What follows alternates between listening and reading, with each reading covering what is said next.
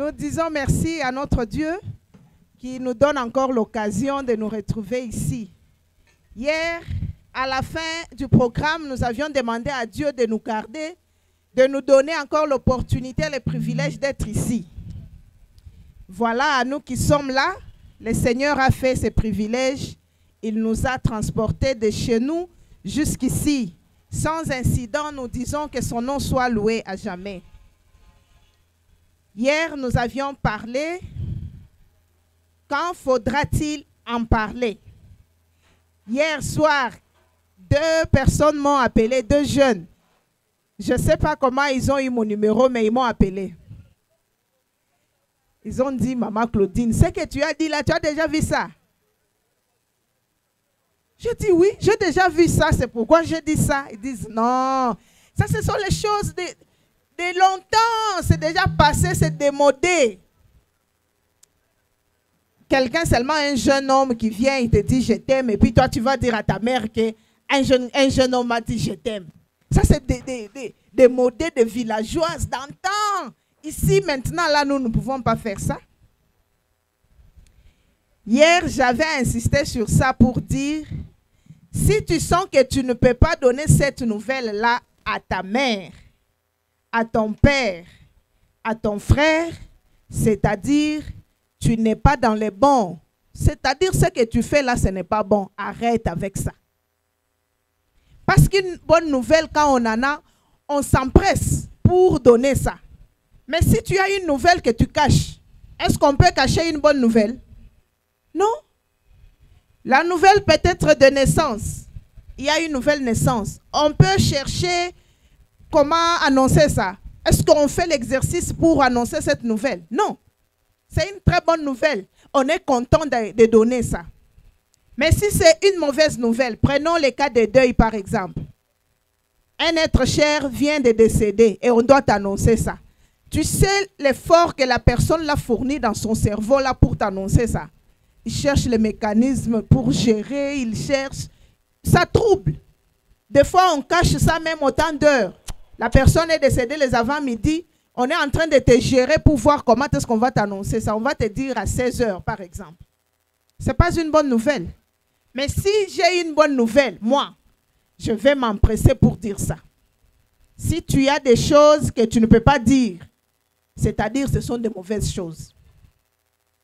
Hier, un jeune homme ah non, ce n'est pas, c'est Dani. Avant de terminer, il a dit, est-ce qu'aux garçons aussi, avant de regarder, on doit demander conseil à notre maman? Nous allons lire la Bible. Dani, tu vas venir, tu vas lire pour nous la Bible.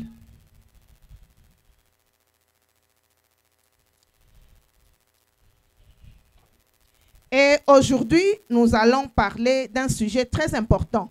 Ça fait couler aussi beaucoup d'encre. Nous allons parler de présents impropres. Les présents impropres. Les présents qui sentent mauvais. Les cadeaux malveillants. Les présents dans le sens de cadeaux. Les présents impropres. Les présents qui sentent mauvais. Les présents qui amènent le péché dans notre maison. Les présents qui nuisent à notre spiritualité. Ce sont des présents impurs, impropres. Nous allons parler de ça aujourd'hui. Dani, tu vas nous aider à lire la Bible pour répondre à la question Genèse chapitre 24, verset 12. Genèse, le chapitre 24 et le 12e verset. Il est écrit, et il dit, Éternel, mon Seigneur Abraham. Et il dit, je reprends, Éternel Dieu de mon Seigneur Abraham, fais-moi, je te prie, rencontrer aujourd'hui ce que je désire, et use des bontés envers mon Seigneur Abraham. Le verset 13, voici, je me tiens près de non, le verset 12 seulement. Oui. Reprends le verset 12 seulement. Le verset 12, il est écrit, et il dit, Éternel Dieu de mon Seigneur Abraham, fais-moi, je te prie, rencontrer aujourd'hui ce que je désire. Amen. Et use des bontés envers mon Seigneur Abraham.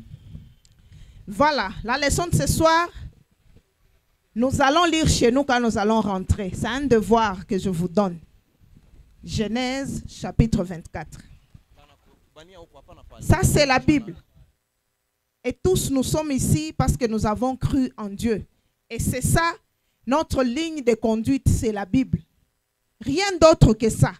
Et notre vie doit refléter ça, ce que nous étudions chaque jour.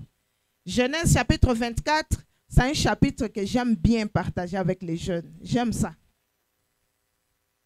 Mais si tu n'es pas sur la voie, tu ne vas pas sentir que c'est bien. Tu vas dire, ça, moi, je ne peux pas faire ça. Ça, c'est déjà dépassé. Mais c'est dans la Bible. Il n'y a pas de versets qui sont dépassés ici et ceux qui sont d'actualité. Ça, c'est la Bible.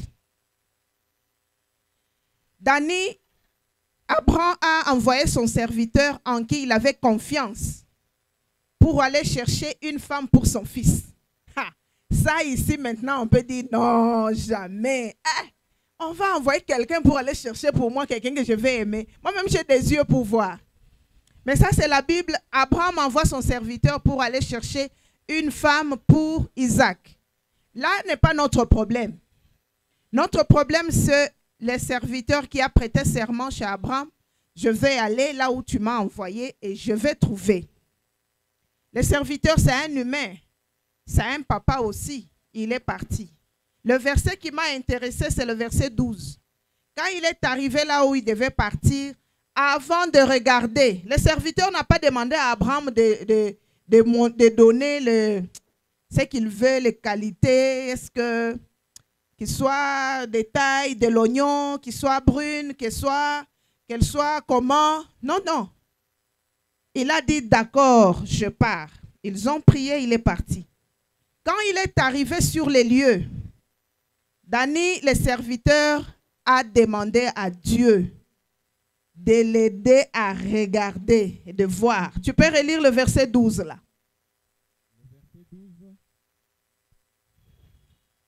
Le verset 12. Tu peux prendre mon... Le verset 12.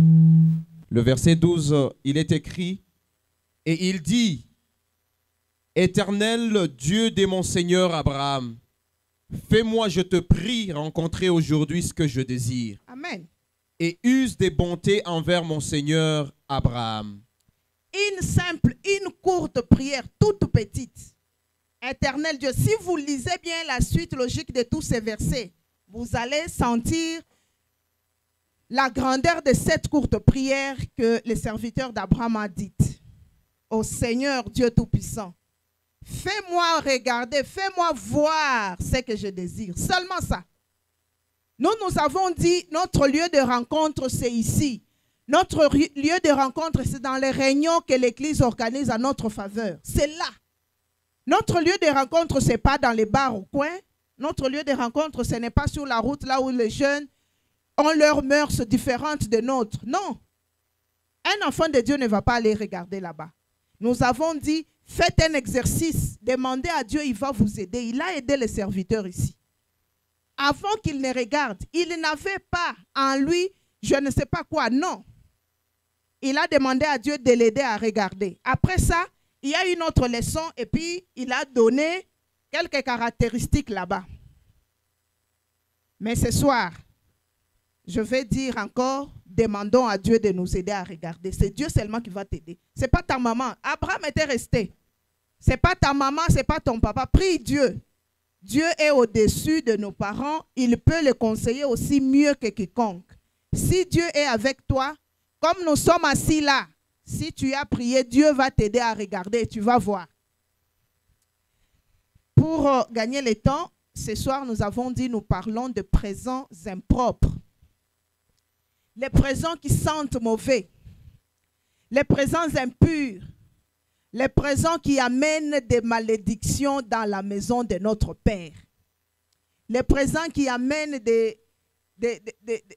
l'entrée de Satan chez nous. Si je peux dire dans un terme propre, simple, les cadeaux malveillants, les cadeaux impurs, les cadeaux impropres, les cadeaux qui accompagnent des malédictions dans la maison de notre Père, dans la maison de notre maman. Les filles, nous sommes là. Et les jeunes gens, nous sommes là, n'est-ce pas? Voilà. Dani, tu nous lis Genèse chapitre 24, verset 22. Ici, c'est la même histoire. Le serviteur d'Abraham a demandé à Dieu de l'aider à regarder. Il a donné quelques signes qui vont l'aider à comprendre que réellement, Dieu m'a aidé à regarder. Ça, c'est un autre conseil. Je donnerai ça un autre jour avant qu'on termine. On n'est pas là-bas, mais on est au cadeau. Il a vu, il a fini, il a posé les questions, il a parlé et il a fait des cadeaux. Dani, tu peux nous lire Genèse chapitre 24, verset 22. Genèse, le chapitre 24 et le verset 22 dit: Quand les chameaux eurent fini de boire, l'homme prit un anneau d'or du poids d'un demi-cycle et 2 bracelets du poids de 10 cycles d'or. Et il dit: De qui es-tu fille? Le verset 23. Le verset 22 seulement. Le verset 22, je reprends. Quand les chameaux eurent fini de boire, l'homme prit un anneau d'or du poids d'un demi-cycle et 2 bracelets du poids de 10 cycles d'or. Merci beaucoup.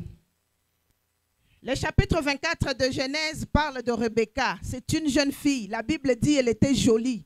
Je ne sais pas les détails que la Bible donne ici. S'il faut détailler ça maintenant, on peut peut-être se demander est-ce qu'elle était née ou bien on l'a dessinée. Mais elle était jolie, la Bible dit ça. Elle est sortie, normalement, comme elle fait chaque jour, puiser de l'eau pour la maison de son père. Une jeune fille travailleuse, avec sa cruche, elle a puisé de l'eau. Et ce jour-là, le Seigneur a permis qu'on la regarde. Un homme qui vient de très loin, Abraham l'a envoyé chercher une femme pour son fils Isaac. Ses yeux sont tombés sur Rebecca. Le serviteur d'Abraham avait posé ces signes qui vont lui faire voir que réellement Dieu l'a aidé à regarder. Et Dieu l'avait aidé à regarder. Elle l'a vu et il a vu Rebecca. Ces signes étaient accomplis et il a compris que c'est Rebecca. Dieu m'envoie et j'ai regardé, j'ai bien vu. Et là, il a parlé à Rebecca. Dani, tu continues. Le verset 28. Le verset 28 du chapitre 24. Et le verset 30. Le verset 28 et le verset 30, il est écrit: La jeune fille courut raconter ces choses à la maison de sa mère. 30e verset. Il avait vu l'anneau et les bracelets aux mains de sa sœur. Tu peux lire 29 aussi. 29. Rebecca avait un frère nommé Laban. Et Laban courut dehors vers l'homme près de la source. Il avait vu l'anneau et les bracelets aux mains de sa sœur. Et il avait entendu les paroles de Rebecca, sa sœur, disant: Ainsi m'a parlé l'homme. Voilà, ça va, par là c'est bon. Hier, nous avions parlé de ça, mais nous n'avions pas lu faute de temps. Cette jeune fille était belle de figure. Nous ne la dépassons pas. Nous sommes comme elle, parce que nous sommes aussi jeunes filles. Quand elle a rencontré ces messieurs et ces messieurs lui a parlé, hier, je demandais, on nous a dit non, on ne peut pas dire, on va d'abord essayer de voir. Mais la Bible dit, Rebecca est allée en courant raconter toutes ces choses à la maison de sa mère. La Bible ne dit pas que Rebecca a passé une nuit avec la nouvelle dans le cœur. Non, elle n'a pas géré ça. Parce que je dis que c'est une nouvelle qui pèse. Rebecca est allée raconter ça à sa mère. Cette histoire, Rebecca avait son grand frère. Le grand frère a écouté comment Rebecca racontait ce qu'il a rencontré aujourd'hui quand elle était allée puiser de l'eau à sa mère. Rebecca est venue avec le présent que le monsieur lui a donné. Rebecca a amené le cadeau à sa mère. Elle a raconté tout, elle a montré l'or, elle a montré tout ce qu'on lui a donné par ces messieurs. Nous pouvons dire que c'est démodé. Nous pouvons dire que ça n'existe plus. Mais c'est une jeune fille modèle. Pourquoi nous ne pouvons pas copier aussi les modèles de Rebecca? Je vais alors qu'on donne le micro à 2 jeunes et 2 jeunes garçons. Ils vont répondre. Ils vont nous dire comment ça se passe. Quand nous sommes sortis, on a rencontré quelqu'un, il nous a dit « Je t'aime, tu es jolie ». Et nous avons commencé une relation là-bas. Le premier présent arrive. Je ne sais pas si c'est en nature, c'est en monnaie, c'est quoi. On prend parce qu'on a aimé déjà, on est d'accord avec ce qu'on nous a proposé. Qu'est-ce que nous faisons avec ça quand nous rentrons chez nous à la maison? Donnez le micro à Dorcas. Et les noms m'échappent. Oui. Donnez le micro à Dorcas et vous donnez à Dada là-bas. Quand nous avons des cadeaux, Rebecca a eu des cadeaux et ce sont des cadeaux qui coûtent très cher. La Bible détaille la qualité de cet or-là qu'on lui a donné. C'est un cadeau qui coûte cher.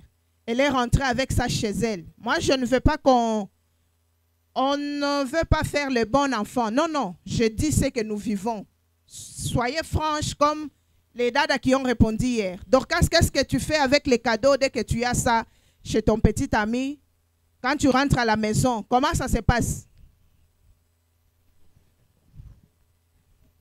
Personnellement, quand je reçois un cadeau, je lui donne beaucoup de valeur. Parce que si quelqu'un pense à toi, pense à dépenser quelque chose pour toi, c'est que vraiment il tient à toi. Maintenant, moi, quand tu me donnes un cadeau, et bon, ça dépend alors du cadeau. Non, non, n'importe, c'est le cadeau qui vient de ton petit ami. On ne dit pas, ça dépend. Non, non, qu'est-ce que tu fais avec quand tu arrives à la maison? Quand j'arrive à la maison, je le mets dans ma chambre. Et si c'est une paire de chaussures, je vais faire mon possible de les mettre et pour que mon petit ami puisse voir comment ça me tient vraiment bien. Mais quand ça arrive dans la maison de ta mère, tu mets ça au vu et au su de tout le monde ou bien tu as une façon de gérer ça? Quand tu viens avec, quand tu entres chez vous, tu fais quoi avec?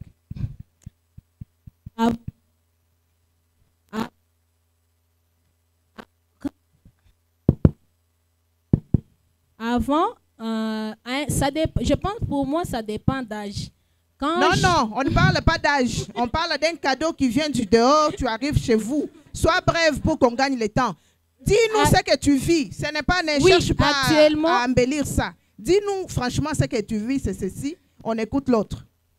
Oui, actuellement, quand j'arrive avec un cadeau, au fait, bon, je passe avec. Ce n'est pas un problème puisque mes parents savent que je me débrouille et je peux faire quelques dépenses. D'accord, c'est là que je voulais que tu arrives. Passez le micro à Dada.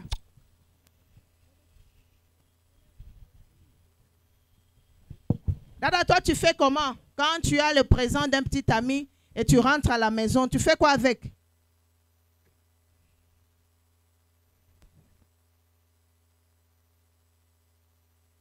Selon moi, je les cache. Ok, merci beaucoup. Tu es sincère. On peut applaudir pour elle. C'est ça. Quelque chose qui sent mauvais, on cache ça. Quelque chose qui sent bon, on ne le cache pas. On veut que ça soit vu. Parce que c'est bon. Parce que c'est beau à voir. Fais là. Ça sent mauvais, on cache. C'est pourquoi j'ai dit, nous avons de présents qui sentent mauvais, qui sont impurs, qui sont impropres. Et ces présents nous amènent à pécher. Tu vas en quittant chez ton petit ami, tu fais la gymnastique dans ta tête là, comment tu vas mentir à la maison? D'où vient? Pourquoi? Parce que tu n'as pas voulu donner la nouvelle à la maison de ta mère quand tu es arrivé. Quand cette relation-là a commencé, tu n'as pas voulu informer ton frère. Tu n'as pas voulu informer tes parents. Tu penses que je ne peux pas leur dire, je cache ça. Dès que tu décides de cacher, le mal commence là. Tout ce qui va suivre cette relation, ce sont des péchés qui s'entassent dans la maison de tes parents. Tu entasses, tu entasses, tu entasses. Est-ce que là où on entasse les péchés, l'Esprit de Dieu est là? Non. Dada a dit, quand j'arrive avec, je cache. Dorcas nous dit, bon, ils savent que je me débrouille. Quand j'arrive et puis ce n'est pas un problème, je passe.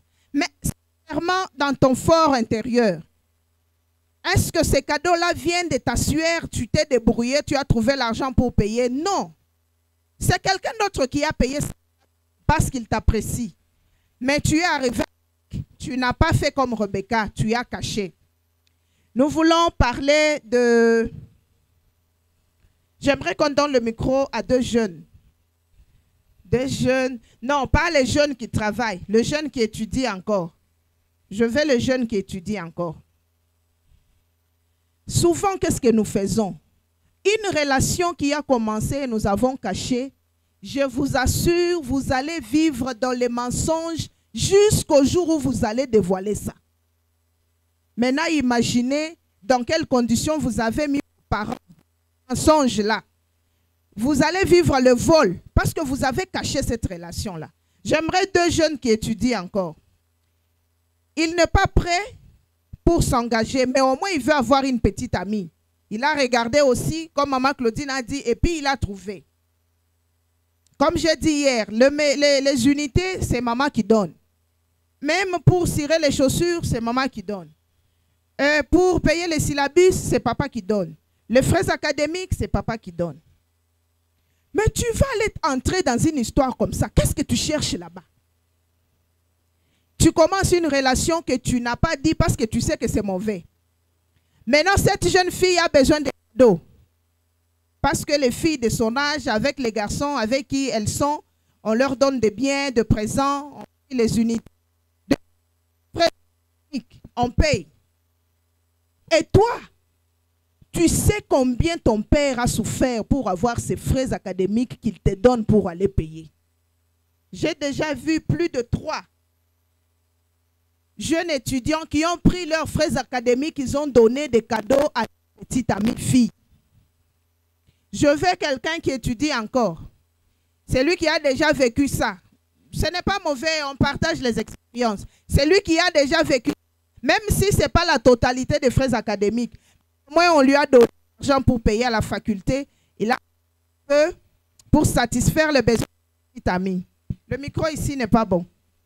Je veux un volontaire. Je veux un volontaire. Ça. Comment ça se passe? Et après ça, qu'est-ce qu'on dit à la maison? Ézéchiel a déjà vécu ça. Ok, Ézéchiel, tu étudies. Est-ce qu'il t'est déjà arrivé de prendre un peu d'argent sur les frais académiques pour faire un cadeau à ta petite amie? Même si ce n'est pas la totalité d'argent. Tu as déjà pris même 5 $ dedans, ou 10 $, ou 20, 50, pour faire plaisir à ta petite amie? Non. Tu n'as pas encore fait ça? Pas encore. Je suis encore jeune. Qui a déjà fait ça? Je veux quelqu'un qui a déjà fait ça pour qu'il nous dise comment il gère ça. C'est seulement ça. On ne va pas dire non, ça, on ne va pas sortir ici, on a dessiné. Les filles ont dit comment elles font avec les présents, non? Qui a déjà fait ça? Donc, tous les étudiants qui sont ici n'ont pas goûté à ça. Ah non, vous me trompez.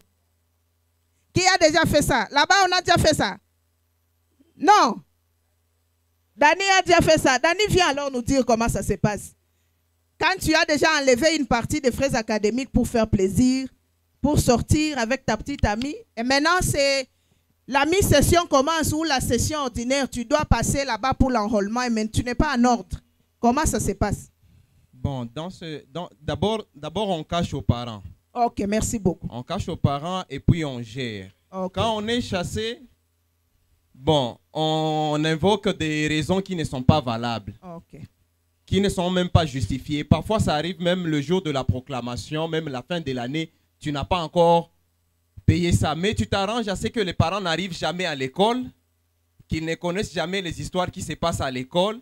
Et puis après, tu inventes des histoires comme des sorties, des histoires qui ne tiennent pas debout. Et puis les parents vont te donner l'argent. Et pendant cette période-là, tu es très, très gentil, tellement que les parents ne peuvent pas te refuser l'argent.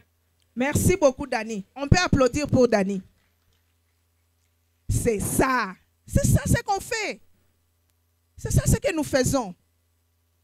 Toi, on paye encore pour toi les frais académiques. Mais tu vas prendre tes frais académiques à toi pour donner à une fille de quelqu'un d'autre. Mais elle étudie aussi. Des fois, elle a déjà gaspillé son argent des frais académiques à autre chose. Maintenant, toi, tu prends pour toi, pour l'amour. Au nom de l'amour que tu as pour elle, tu donnes. Elle paye. Ou tu lui fais des présents, elle amène, elle se réjouit avec ça. Mais toi, tu restes, tu rentres maintenant chez toi, dans la maison de ton père. Tu vas créer des choses comme Dani nous dit ici. Parce que le professeur, là, il est visiteur, il a exigé qu'on puisse payer ceci. On a dit qu'on doit acheter les ceci. Tu t'arranges pour que un peu cet argent-là puisse arriver à couvrir cet argent que tu as donné à ta petite amie pour des futilités. J'ai dit que ce sont des présents impropres. Ces présents amènent la calamité chez nous. Imagine que tes parents ont souffert pour te donner les frais académiques. Ils se débattent maintenant pour trouver à manger. Pour toi, pour tes frères, pour tes soeurs. Payer les minervales pour tes frères qui sont encore au secondaire. Mais si toi à qui on a donné cet argent, tu reviens encore. Tu as fait déjà combien de péchés là-bas? C'est autant de péchés parce que dans ta tête là, tu n'as pas obéi à ce que tes parents ont dit. La Bible dit, obéissez à vos parents. Premier commandement avec promesse. Tu n'as pas obéi parce que l'argent t'a été donné pour aller payer à la faculté. Tu n'as pas obéi. Tu as détourné ça pour faire plaisir à ta petite amie. Deuxième chose, on veut te chasser, tu ne dois pas présenter la session parce que tu n'as pas payé. Tu vas mentir, tu crées des motifs qui ne tiennent pas debout. Tu rentres encore chez ces pauvres parents pour demander encore de l'argent. Troisième chose, toi-même, ta conscience avec toi-même. Tu n'es pas à l'aise, tu n'es pas tranquille. Mais jusqu'à quand allons-nous vivre cette situation? Si une relation, cette relation qui est dans ces histoires ici, peut durer 5 ans, c'est-à-dire pendant 5 ans, si Christ revenait aujourd'hui, tu n'es pas candidat au ciel. Tu n'es pas candidat parce que tu vis dans des choses qui n'honorent pas Dieu. Si c'est pendant 3 ans que vous allez passer cette amitié-là, donc tu vas mentir tes parents chaque jour pendant 3 ans. Est-ce que le ciel peut être content de toi? Non. Mais si cette relation, tu sens que je ne peux pas dire ça à mes parents, c'est-à-dire que ce n'est pas une bonne relation, ce n'est pas le moment, tu n'as pas encore grandi pour faire ça.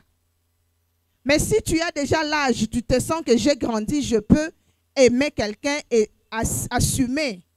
Moi, je ne vois pas pourquoi on doit cacher la nouvelle à notre maman ou à notre papa ou à notre frère. Ici, la Bible dit, le grand frère de Rebecca a écouté Rebecca raconter à sa mère. Et le grand frère de Rebecca a vu les présents, les cadeaux que cet homme a offerts à sa petite sœur.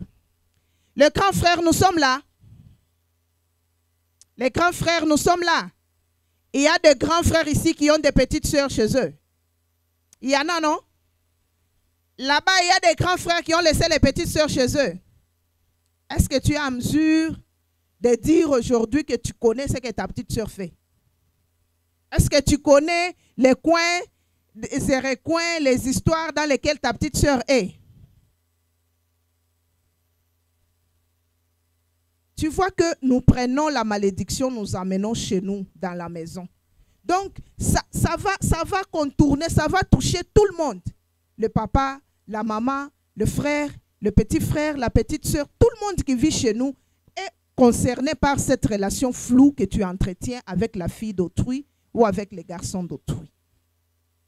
Vous allez me dire que c'est démodé, c'est dépassé. À ces jours ici, on ne peut pas rentrer chez nous pour aller dire, pour aller montrer les choses qu'on nous a données par notre petite amie pour montrer à nos parents. Mais si cette relation était connue, moi je ne vois pas pourquoi on ne va pas montrer aux parents. Et nous allons même très loin. Il y a ceux qui prennent ces choses-là. Si à la maison les parents sont un peu durs, ils cachent ça jusqu'à aller amener ça peut-être chez quelqu'un d'autre, chez une autre maman, chez la tante, chez une amie. Et puis on s'entend, tu vas venir avec ça chez nous, hein? Tu dis seulement que tu m'as amené. Dodo, on est là, non? Garde-moi ça quand tu vas venir demain, tu viens avec ça chez nous et puis tu me donnes quand maman sera là. Comme ça, maman va voir que c'est toi qui me donnes. Mais À l'intérieur de toi, ta conscience ne te dit-il pas que tu es en train de tuer tes parents? Vis au dépend des moyens que tu as. Si à la maison, on n'est pas en mesure de t'offrir tous ces cadeaux-là que tu vas ramasser de partout là-bas, ce sont des... En Swahili, on dit ça quoi? Des malédictions, on dit ça comment? Des mikoshi. Hein? Des laana, des mikoshi, tout ça. Ça vient d'où? C'est pas pur, c'est pas propre. Pourquoi tu ne peux pas te contenter de ce qui est chez toi? Tes yeux sont toujours ouverts partout. Tu vois ça, le cœur bas, je dois avoir. Et le vendredi, nous allons voir les conséquences de ça. Quand on a déjà pris beaucoup, à la fin, qu'est-ce qui arrive? Tu vas payer ça. Je veux vraiment que nous puissions revenir à la Bible. Ça, c'est la Bible. Nous avons lu seulement la Bible. C'est une jeune fille jolie comme nous. Elle était aussi comme nous sommes. Mais pourquoi elle a fait ça? Ça, c'est un récit que si nous lisons bien, nous allons entretenir des relations dignes et nous allons arriver bien au port sans qu'il y ait de débordements, sans qu'il y ait de problèmes. Que le Seigneur nous aide à mettre ça en pratique. De nous-mêmes, nous n'allons pas arriver à faire ça. Mais avec Dieu, nous pouvons faire ça. Si nous respectons le 5e commandement, nous allons faire ça. Parce que nous allons considérer ces parents qui nous ont mis au monde, qui nous ont scolarisés, qui ont payé des frais académiques jusqu'à l'âge que nous sommes maintenant. Nous n'allons pas amener des malédictions dans notre maison avec des choses qui ne sont pas dignes de leur nom. Que Dieu nous aide à vivre ceci par sa grâce. Et n'oublions pas de regarder, toujours et regarder. Et avec Dieu, nous allons bien regarder. Que Dieu vous bénisse. Nous prenons rendez-vous demain par la grâce de Dieu. Nous serons là pour écouter un autre conseil. Merci beaucoup. Merci beaucoup. Merci beaucoup.